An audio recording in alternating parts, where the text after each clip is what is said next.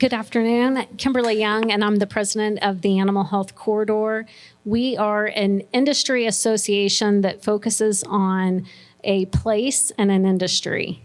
In this area, the greater Kansas City area, from Columbia, Missouri to Manhattan, Kansas, exists 300 plus companies that represents 56% of the global revenues for the animal health, nutrition, pharmaceutical, diagnostic, and technology industry.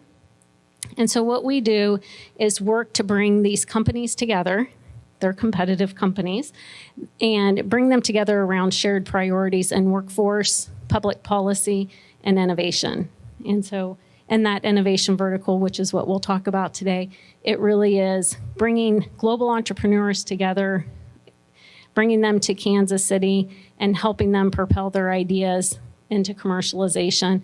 And that could be through investment, licensing deals, development deals, acquisition exits, and that helps grow our cluster here by companies in the area working with the entrepreneurs to bring that into their product portfolio, or helping them establish and just develop their own independent corporation through venture funding.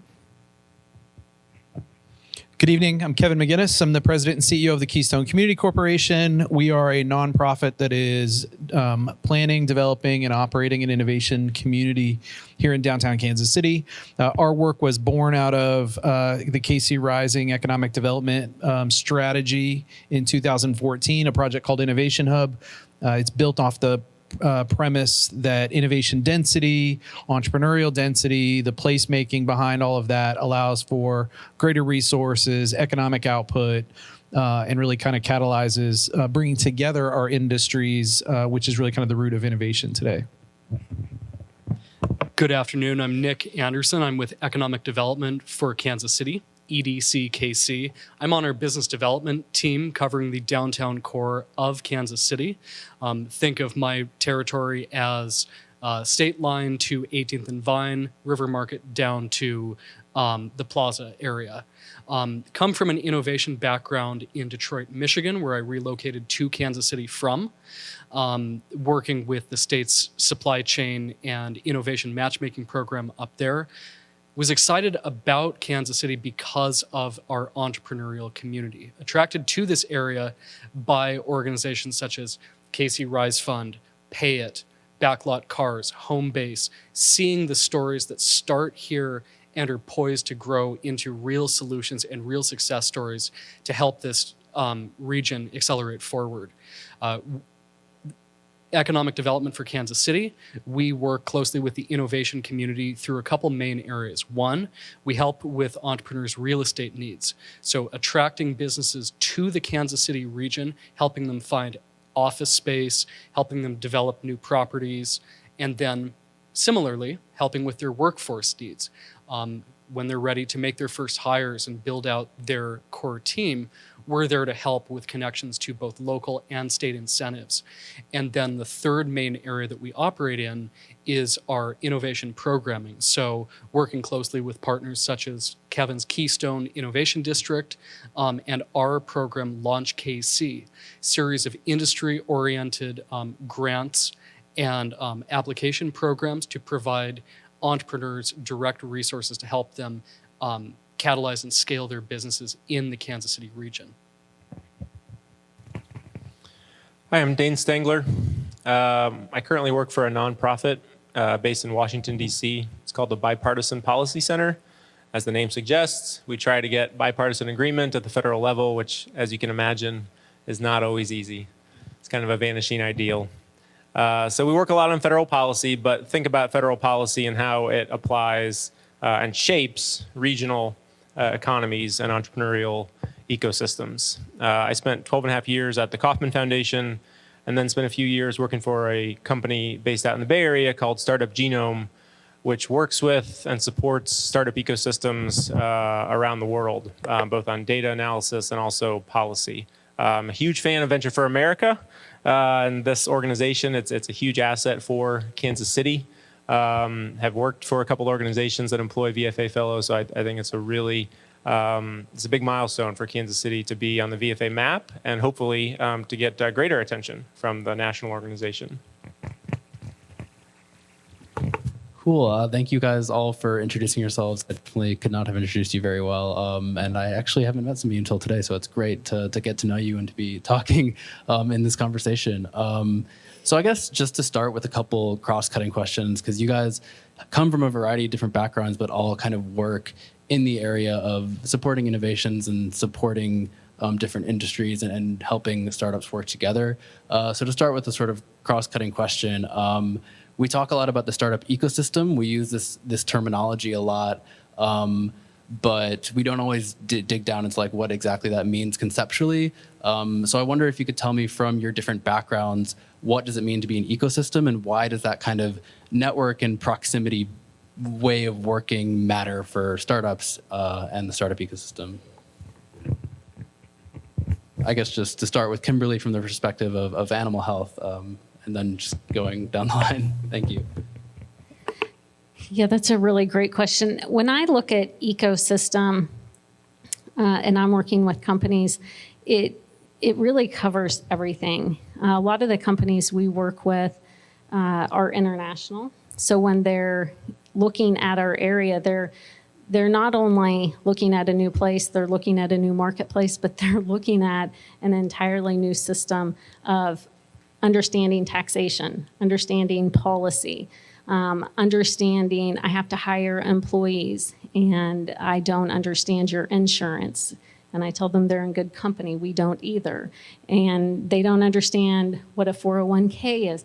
So there is, not just language barriers in terms of, who are my customers and how does logistics work here and who are the right people to get connected to, but just operationally to run their business in the U.S. is very different than whatever marketplace that they're coming from.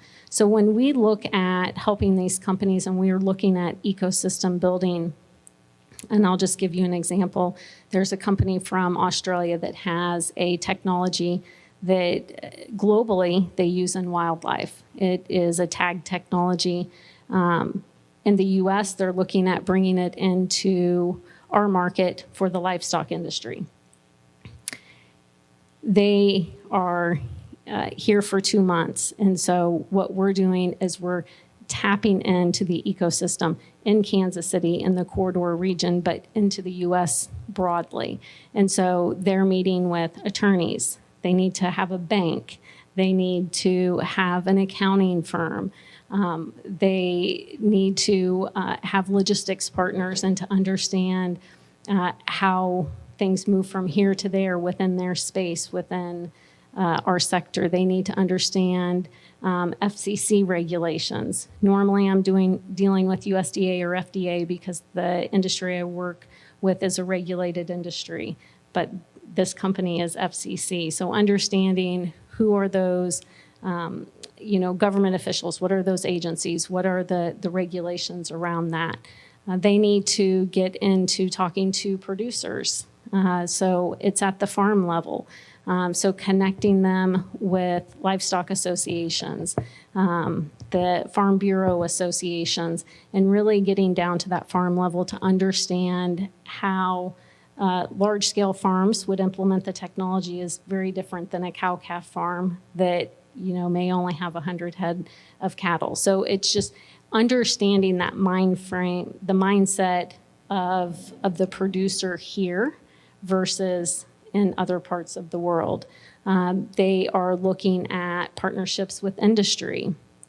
And so just being able to be connected with the industry, we're able to schedule meetings for them. So over this whole 2-month time frame, while they're here, they're meeting with other industry partners that could be through partnership, eventually could be an exit, several years away from that, but eventually could be that. They're meeting with companies from an operational level, and then they're also meeting with funding sources, venture capital. This company in particular is already connected with Bank of America, who's leading their funding round. but we are connected within venture capital globally that is specifically focused for our industry sector. And so we're able to make those connections and schedule those meetings for the company. So really what we do is, what I view for innovation for my industry sector is that if there is an innovator or an entrepreneur anywhere in the world that has a technology that can advance our food systems, so I think of the corridor in my industry as we keep our food supply safe and we keep our pets safe. And so if you're an innovator or an entrepreneur that has a technology that can help globally keep our food supply safe or keep our pets safe, I want them to call me and I will help them. And what that means for each company and each technology is going to be different because the needs are different. But if I don't have it in my Rolodex, it should be just a few phone calls away. And so we just open those doors for them. Well, I can honestly say, as a big fan of food and pets, I'm hoping people call you. We really need that to work. So for me, innovation ecosystem, right? If there's two words that mean less to people than innovation and ecosystem, I can't think of what they are. Very, non-tangible kind of things. So for me, it's helped to find a framework that, you can describe this to. So for example, an ecosystem is just a system of things that interoperate together. Fun fact, well, I'll get to the Keystone thing in a minute. So from an innovation ecosystem, we've borrowed kind of the MIT model and the research that they used to describe who the players are in an innovation ecosystem and how they operate together. And those 5 players that are essential, 5 stakeholder groups that are essential for an innovation ecosystem to be successful include corporations, industry, startups, universities, higher education, research, all in one category, government, and then what they classify as risk capital. And they really kind of avoid the category of venture capital specifically because there are so many other forms of funding that really can generate commercialization, generate startup success, business success besides venture capital. So we've added a 6th category because we think it's important to what happens in an innovation ecosystem. That's community. And that is really kind of the on the ground, the people who live and operate, especially since we're a placemaking initiative. And so for us, it's how do those things operate together successfully to advance the creation of new ventures, to advance research that has a meaningful impact to society and the commercialization of that research. In our instance, in an innovation district, it's how do you capture a greater share of that regional commercialization here within Kansas City? Because while we have research institutions that surround the city, much of that research gets commercialized outside of this region, and we don't capture that economic benefit here. So one of our objectives is to try to do that. Fun fact about Keystone that you guys might not know is, show of hands, how many people know what a keystone is? The literal definition of a keystone. I see the life sciences and the architecture engineering folks are raising their hands. So there's 2 literal definitions of a keystone. One is in architecture, it's the last stone that's put into a stone arch that bridges the 2 sides and provides the strength. Oftentimes in a stone arch, it's seen as kind of that decorative piece. And so really we're trying to bridge things together and really trying to join forces or join sides to promote greater innovation, greater entrepreneurial growth. The definition that I use that is, I think, a little bit more applicable to the Kansas City market, a keystone species is a species that optimizes an ecosystem, right? So it is, think of honeybees, think of prairie dogs, think of those things that if you were to remove them from a natural environment, that natural environment would collapse or be less vibrant. I think publicly the gray wolves being reintroduced into Yellowstone, even though they're an apex predator in the ecosystem, their reentry into the ecosystem helped stabilize that entire ecosystem and helped it become more vibrant and grow again. And so for us, that's how we think of innovation ecosystems. That's how we define what we're doing. We try to support things through startup density, which we can talk about at some point in time, like what that impact is. I'm sure Dane has some views in the research he's done around what happens with startup density. But that's how we define an ecosystem. That's how we define the work that we do and what we're trying to bring together with Keystone. Yeah, so in the world of state economic development, we tend to look at entrepreneurship and an ecosystem with an eye to a life cycle.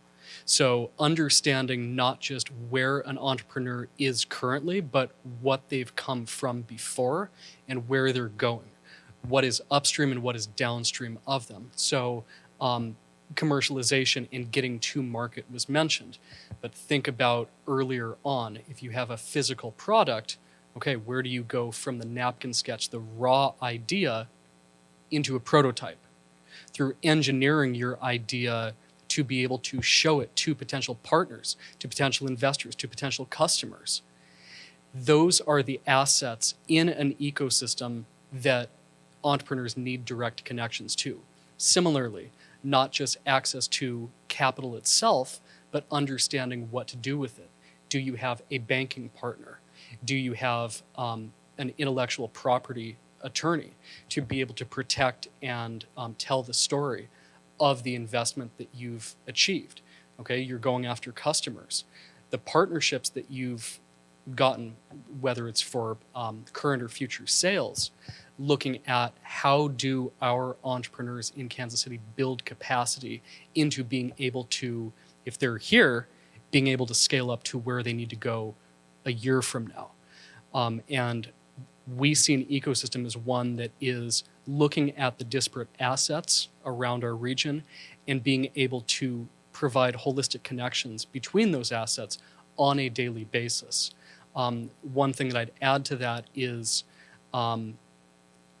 looking at Kansas City as a region that has a lot of central strengths that have been our strengths for a long time. And how do we start local and build success stories for entrepreneurs in the Kansas City region through access to what we are already good at? And a few that I would pull out here, as Kimberly said, is animal health and biotech and medical device, looking at the core competencies by players such as UMKC and our Hospital Hill cluster, looking at Kansas City's heritage in advanced manufacturing, of the history of building physical products in the region and looking at how that landscape can be elevated through access to automation, access to coding, access to machine learning, elements like that. We have some great partners in our region for coding and developing the next generation of talent that these startups need to survive by access to not just the talent that's already out there, but what can be created. So.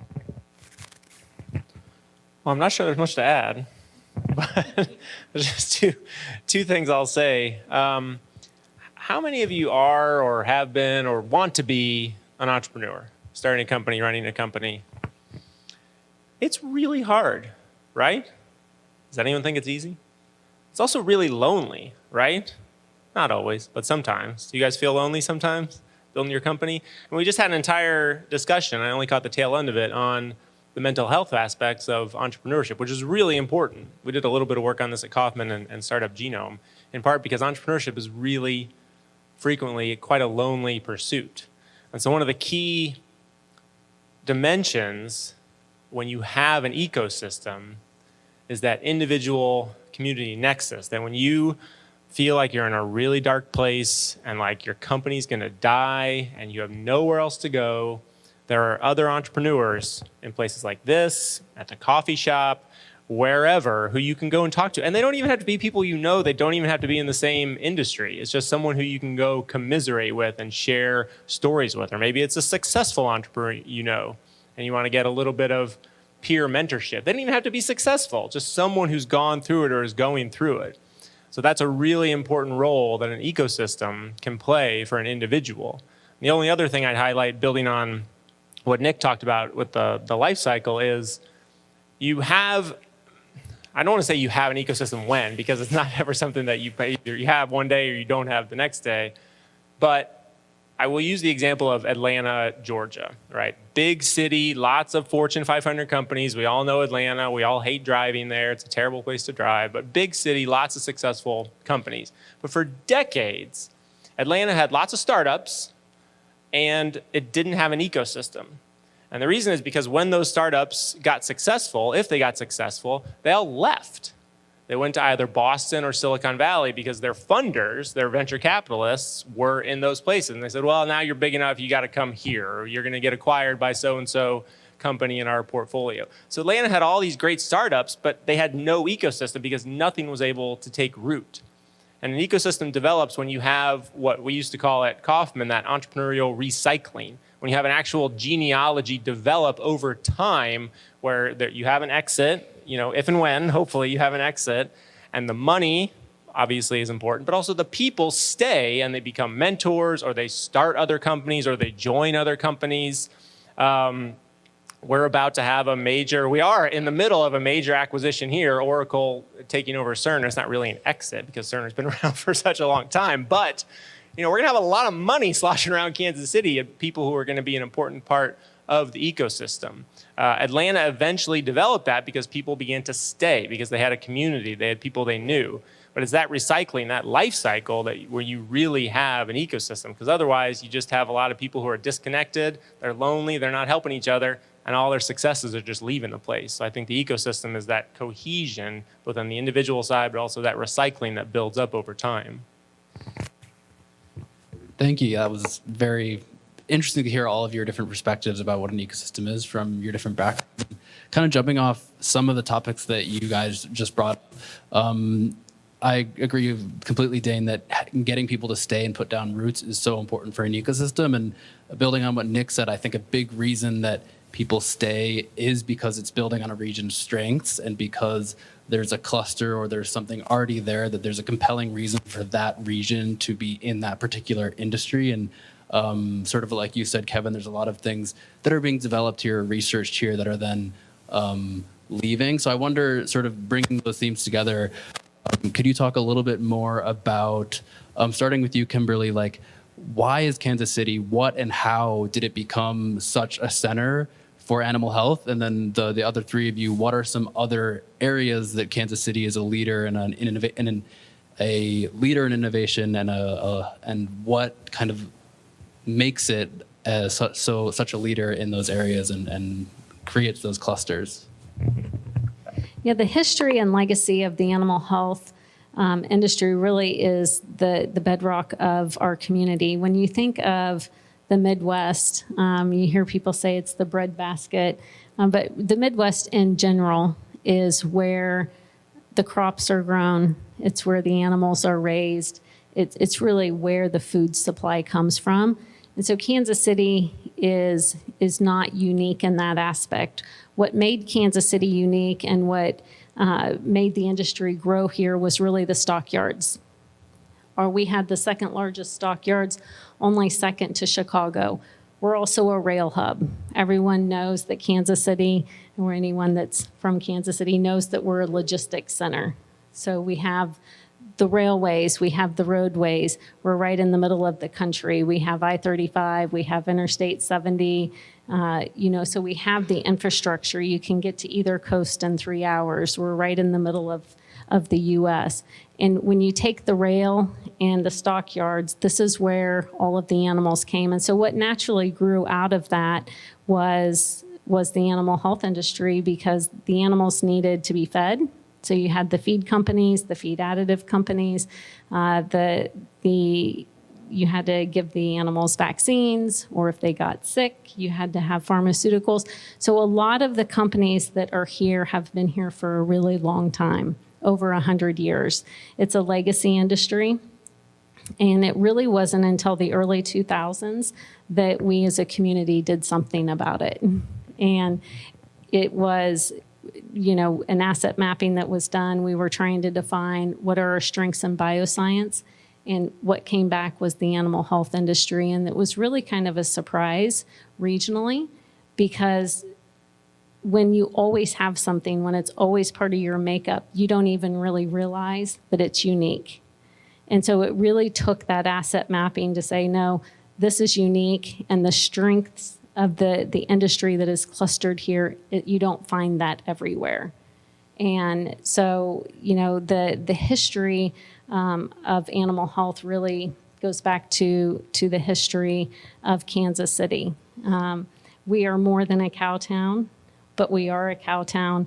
And I always like to think that our industry is really built on the foundation of ag, but we are also progressive and we're metropolitan, and we can embrace both. But, you know, when you talk about the recycling, I think that the animal health industry stays strong here because of that.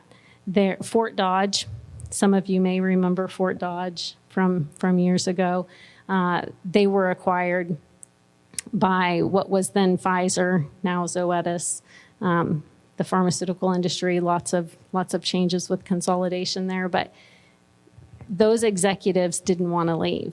Boehringer Ingelheim, that's up in St. Joe, was Anchor Serum. That plant has been there for over 100 years. And so what we have here are executives that have been with large companies. As those companies have been acquired and maybe have moved, they've stayed here and they've started their own companies. So we have a lot of entrepreneurial companies within this space, and a lot of those have been successful. Some have not been, but they have reinvested into the community. So when you look at the animal health industry and when you're looking at the ideas and the innovators globally, they always know that to be successful, you have to come through Kansas City. And there's a saying in our industry with any executives with the larger companies, they say, to get to the top, your career has to go through Kansas City. And so we really have the benefit of it being a legacy industry, but also the benefit that people have stayed and have reinvested. And so the knowledge is still here. I'll try to make this quick. I'm a big believer in something called the Medici Effect, which is the idea that all new ideas are the combination of old ideas, and those combinations are made stronger when you have diverse industry, diverse skills, diverse talent, more diverse perspectives that go into those combinations, create exponentially greater new ideas. And when you have a fantastic new idea, it creates an explosion of other ideas. All of that said, I think the strength of Kansas City is the diversity of industry we have here. I mean, we've talked about animal health. I've heard, logistics. We've talked about life sciences. Even in the last 7 years, Kansas City has done, Casey Rising has done 2 different research initiatives that both produced 2 different top trade sectors for the region. One created Casey Global Design, which was our architecture, engineering, and construction cluster. The other, which is now biologics, which is landing under kind of the BioNexus sphere. And so I think the opportunity for us to bring these things together, because when you understand how innovation works today, as you have acceleration of technologies, you have the exponential explosion of industries that go up and down in a much shorter lifespan than they did 75 years ago, the opportunity to bridge those sectors and bridge those people horizontally is where you're going to see innovation, where you're going to see people sharing ideas that might work in one that can be put to a different use in another and create a new company, a new product, a new solution. So for me, I think that's kind of where the innovation opportunity in Kansas City lies. That's why I'm leading the effort to produce an innovation district. Heck, Gary Sage last week sat on this stage and talked about the largest, I think employment sector, one of the largest employment sectors in the region is digital media. And I don't think we talk about that as an opportunity in one of our top sectors because it's in such small groups. It doesn't have a catalyst yet. Like the animal health corridor or the animal health group does to bring those things together. So for me, how do we bring those sectors together? We talk about, we're a communications market. We're an IT market. We're a data center market. Well, we don't have to be one of those. We should be all of those. And we should find opportunities for those things to interact and create new industries and new products and new opportunities. So. Yeah, tagging on to Kevin's points, we have some really great growth that's occurred here by groups like BioNexus KC, but increasingly there's opportunity to do more of that for new spaces, looking at, like, for example, the logistics industry. We have a new Kansas City International Airport coming online late next year, hopefully late next year, and looking at the existing industry that there already is of Kansas City's heritage as a crossroads of the United States, looking at the sheer amount of shipping and rail traffic that comes through this region, looking at how startups can help move cargo easier, quicker, more efficiently for a global hub like the new airport coming online. Similarly, as UMKC has been a dynamic leader for the biotech and med device industry in Kansas City, their new School of Engineering and Computing is doing really good work to level up our regional strength in engineering talent. So helping regional entrepreneurs access contracting opportunities, notably in the aerospace and defense sectors, through some exciting SBIR, SBTR programs. Happy to discuss what those are at greater depth later, with access to federal programs, getting into contracting channels to develop their businesses and level up quickly. I'm glad Kimberly mentioned the stockyards, which obviously go back a long, long time ago. But out of those developed the rails, just as she said, and then the animal health space. But there's something else that stockyards and railroad companies, really any industry, needs that also grew up on those. And those financial companies, transactions. And we have actually a really long, rich history here of financial companies. You can draw a line from the stockyards and the rail companies to American Century, eventually to Euronet, which is like the most global Kansas City company no one's ever heard of. So we have this strong lineage going back, 150 plus years. Does anyone know what company traces their roots to King Radio, which was like decades ago? It was Garmin. Garmin had inspiration and people coming out of this company that no one's ever heard of, King Radio. Another company that was a big progenitor of entrepreneurial talent and ideas was Marion Labs. Does everyone know who started Marion Labs? Gary, you don't get the answer. Does everyone know who started Marion Labs? Kevin, I know you know. It was Ewing Kauffman. That's how the Kauffman Foundation got its money. There was a study a few years ago, probably 15 years ago, about all the companies, like those anchor companies and institutions, because it included KU and UMKC, but those anchor organizations out of which we got multiple generations of companies. And Marion Labs was on there. Hallmark was on there. A lot of those artists and graphic designers, which today manifest itself in digital media, trace that lineage to Hallmark. And obviously, it's not something you can. I'm sorry. Yes, exactly. Yes, thank you. Yeah, Art Institute. It's not exactly one of those things you can just, label a company, oh, you're an anchor organization, you're going to be a great success one day. It's one of those things that just happens, but that's, again, you come back to this idea of the ecosystems. How do we get those generations, that recycling to actually happen? But Kansas City's got a ton of these rich lineages and going back decades. I've witnessed, so as a longtime executive at Sprint that traveled all over the country, all over the world doing business, I'm shocked at the number of times I walked into a hotel lobby. Somebody asked me where I was from. I said Kansas City. Said, who do you work for? I said Sprint. They said, oh, they have an office in Kansas City. I'm like, no, they're headquartered in Kansas City.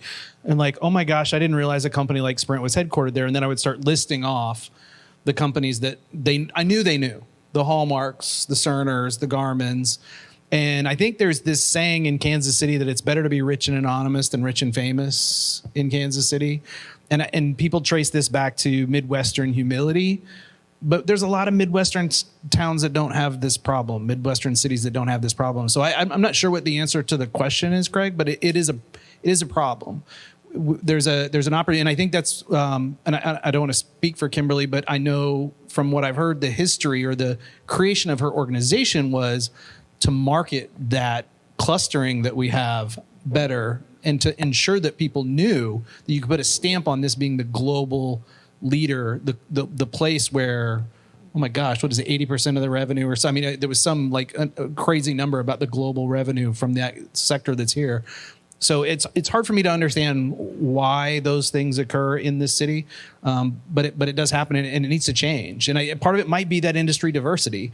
We're not Detroit. You know what Detroit is? Like people know what Cincinnati. It's CPG capital of the world. Kind of that's Cincinnati because Procter and Gamble.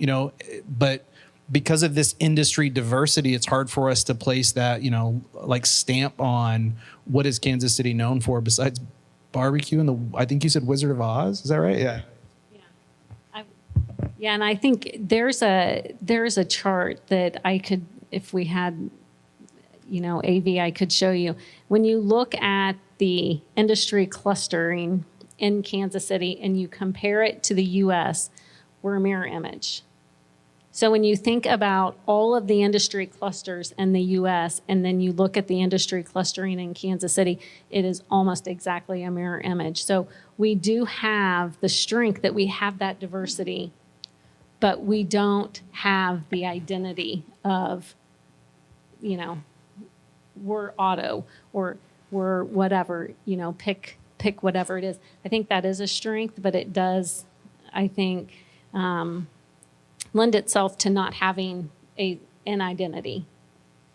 There's also an image that I start all of my presentations with, and it's an image of the stockyards, and it fades to the skyline of Kansas City today. And I always like to start with that because it shows our history, it shows our legacy, it shows our foundation, but it also shows where we're at today. And you can have both. As I said earlier, you can have the roots of ag and you can have that foundation, and you can show that we've built off of that and how progressive a metropolitan we are, and we can be both. When my organization started, a lot of the air campaign, if you will, was to go and tell the rest of the world about Kansas City, and we embraced ag.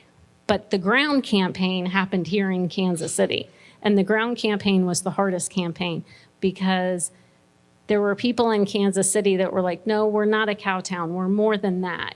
So they kind of wanted to shun that image. And that's why I like to start all of my presentations with that, because we can be proud of our history and we can still be moving forward. Both can be true. You can have both at the same time. And, Dane, as you said, there are so many industries and so many companies and so many individuals who really got their start and was rooted in the stockyards.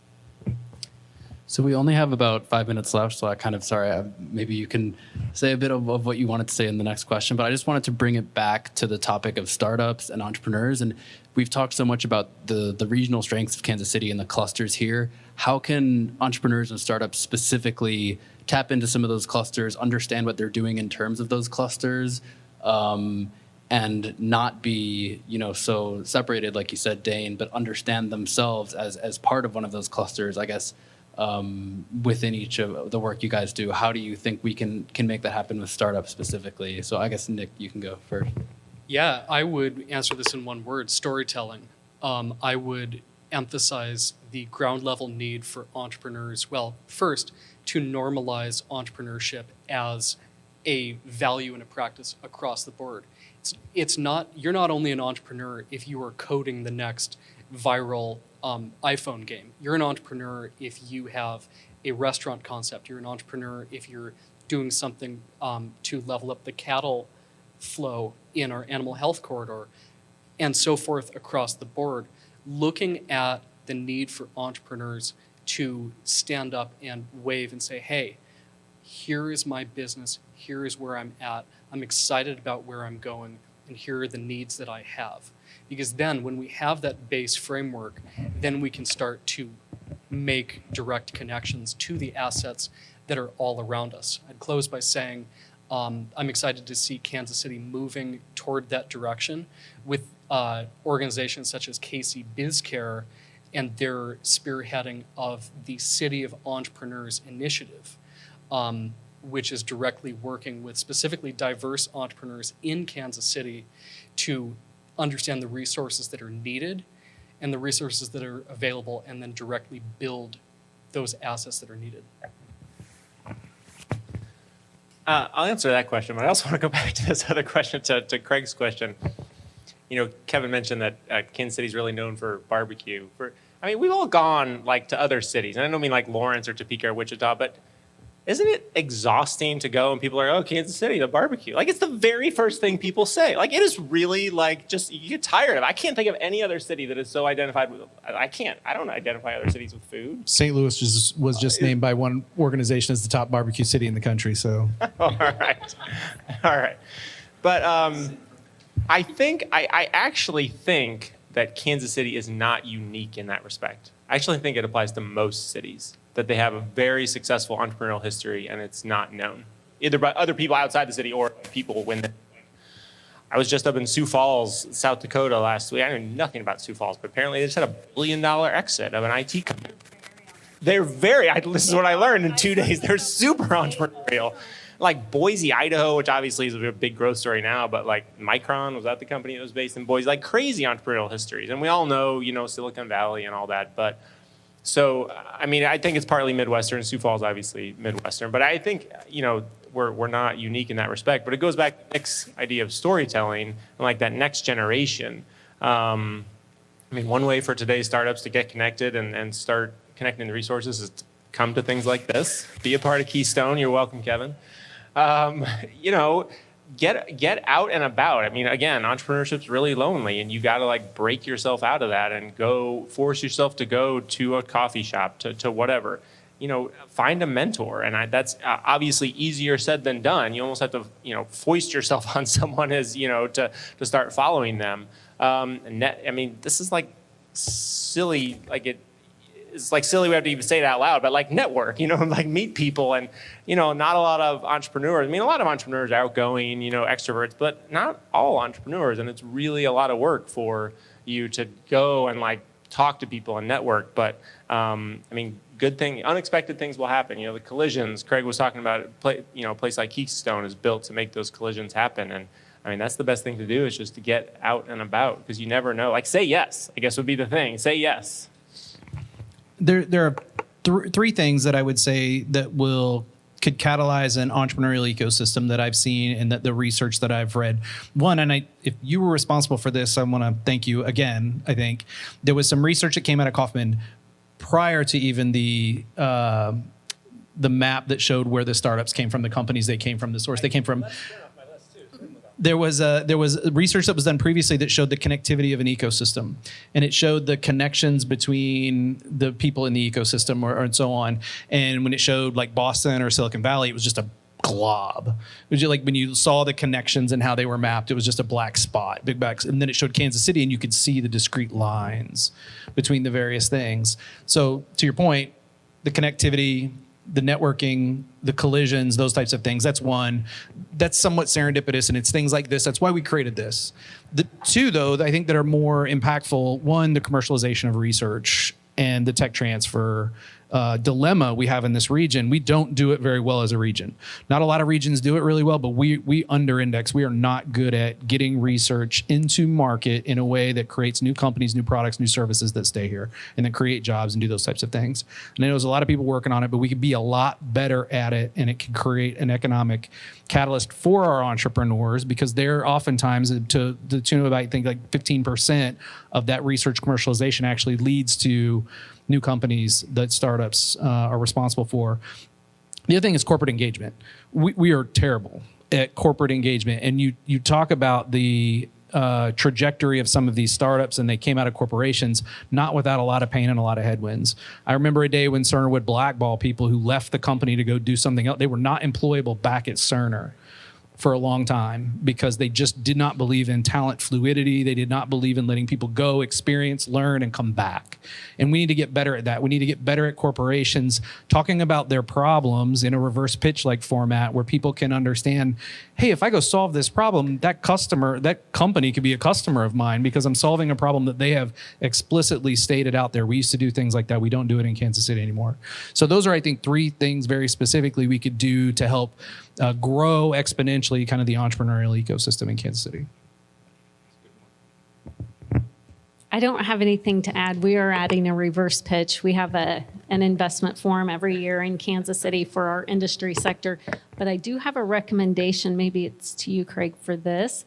And it ties to that. I think Keystone is amazing. So thank you to everyone who's responsible for it. I think that events like this and a place like this can bring all of the resources together, all the industry sectors together. We can bring the Kauffman Foundation, KC SourceLink, and I won't name them all because I'll forget some, and but they're all important. They're all a part of resources for entrepreneurs. And I would love to see nights where entrepreneurs can stand up here and tell us what they need. And we have people in the audience that can provide those solutions. So we need the banks here. We need the attorneys here. We need the accountants here. We need companies here. We need funders here. And we can hear directly from them, and we can be a resource. The other thing I would love to see for an event is one-to-one partnering. And there are platforms that are very inexpensive where you could have days where people can match make ahead of time and they can just come in. The space is set up so awesome for this. That's one of the first things I thought of when I walked in here. Have a bunch of tables, 2 or 3 chairs around it, and people can just, hop and do speed dating to connect to the resources. And I think this is a perfect location for that. And let's just all come together and bring all of these industry sectors together in Kansas City to help these entrepreneurs. Thank you so much. We're a little bit over time, but it was so amazing to hear all your perspectives and all of this discussion. So I hope that you guys all took away positive things from that. So thank you.